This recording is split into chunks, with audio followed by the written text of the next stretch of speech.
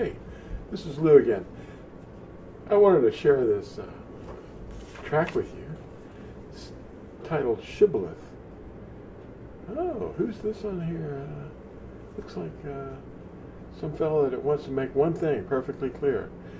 The Gileadites made the Ephraimites say a password when they were crossing the river, and 42,000 people were killed that day, and they were brothers. The tribe of Dan and the tribe of Ephraim were having a problem. That's not good. Well, we seem to have some problems today too in these days, but the word Shibboleth is it's a Hebrew word. It has several meanings. One of the things that it is it means it's a word that refers to the point on a plant where the fruit comes from. In other words, you're looking around on this vine and you're going, where's the grapes? Or where's the fruit? It's the point, that little nib that might bump out of the branch where the fruit comes from. That's what a shibboleth is. And it's interesting because the tzitzith are kind of like that. If you don't know what the commandments are, you're not even going to know about the tzitzith. Tzitzith are something that's to remind you to obey the commandments. And of course, that's the big problem. People are out being mean to each other and mistreating each other. They're not doing the golden rule, which is, so easy to do. You just treat other people like you would have them treat you. How you speak to them. You don't sneak up on them and do something to them. You're just looking out for them. That's the golden rule. But we're supposed to love one another. Oh. I have a lot of controversies with people because they don't understand that the Torah that we're supposed to obey is eternal. But there's another Torah that Yahuah uses in his word, which is about the Torah of sin and death, which applies to animal blood, the old priesthood, and those things were written down on a scroll, and they were hung beside the ark, and they were to be obeyed, and up to a point, but Hebrews 8 says this is no longer in force. Animal blood, that's not going to help. You could kill every animal on the earth and it wouldn't redeem one person. But one offering for all mankind was done. And if you read Deuteronomy 31 and verse 26, I believe it is, it talks about this scroll, the Torah, to be placed beside the ark. And those are not the Ten Commandments. Those are the law of sin and death, the Torah guiding us into how to atone. And Hebrews 8, verse 13, explains that the old priesthood is obsolete. There's nothing it can do to help anybody.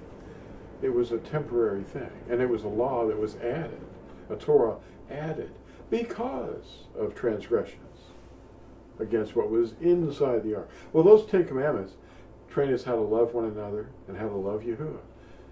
And people don't even seem to know his name because our leaders have failed us and our fathers have inherited nothing but falsehood and lies. The Shibboleth is the name of this video, and it's just to explain that there is a word that we have to call on. Paul talked about it. The Greek spelling it's IESOUS. It fumbles in the attempt to phonetically render the Hebrew name Yahusha, because the Greek alphabet doesn't even have the ability to produce the letters to sound the name. For example, the SH sound, sh, that sound does not exist in the Greek alphabet.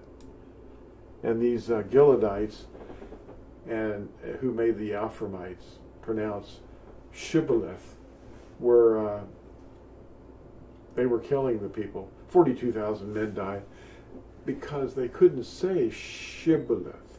All they were saying was Shibboleth. It was almost like they had the Greek language. But it was actually something you can look up on my webpage at fossilizedcustoms.com. Just put in the search word fossilized, space, customs, space, and then Shibboleth, and you'll find this page. And look it over. There were language divisions even then. But today, we're restoring the name Yahuah as our deliverer in the name above all names, Yahusha. The Greek tried to do this, but it added an S at the end to all masculine names. If your name was a man's name, they added an S to it if it wasn't already there.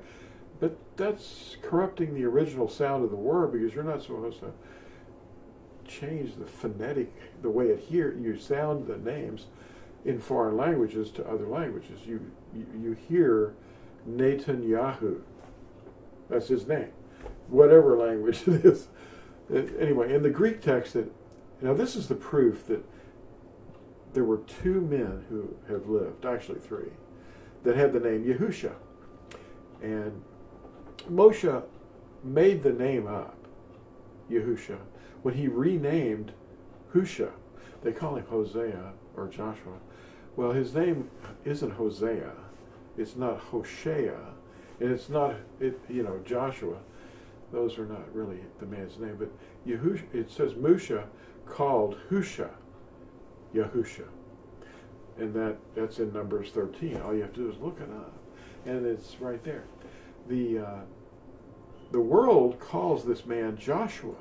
But the name in Hebrew writing, if you look, you'll find it 216 times as Yod, He, Ua, Shin, Ayin, 5 letters. The Shin, Ayin at the end it's a suffix that means deliverer from the root Yasha. Yasha, Yahu means, a similar thing, only it's an inversion of the name, Yahusha. The spelling is used 216 times in the Tanakh, or the Hebrew texts. In the Greek text, Acts 7 and verse 45 and Hebrews 4 verse 8 spell IESOUS in referring to Joshua. The same letters used below the name Yahusha, JESUS. So the King James is using JESUS and Joshua in the text, but when you look at the Greek, IESOUS is underneath both men's names, which means, logically, the logical and ultimate conclusion is that both JESUS and Joshua are incorrectly transliterated and are the same in Hebrew. A quick look at Zechariah chapter 3 in any interlinear translation will add another witness, because the high priest that's mentioned in chapter 3 of Zechariah is actually talking about this high priest's name. It's not Joshua, it's Yahusha. It was written in 5 letters: Yod, He, Ua, Yahu, Sha, Yahusha. The concealment has been perpetual.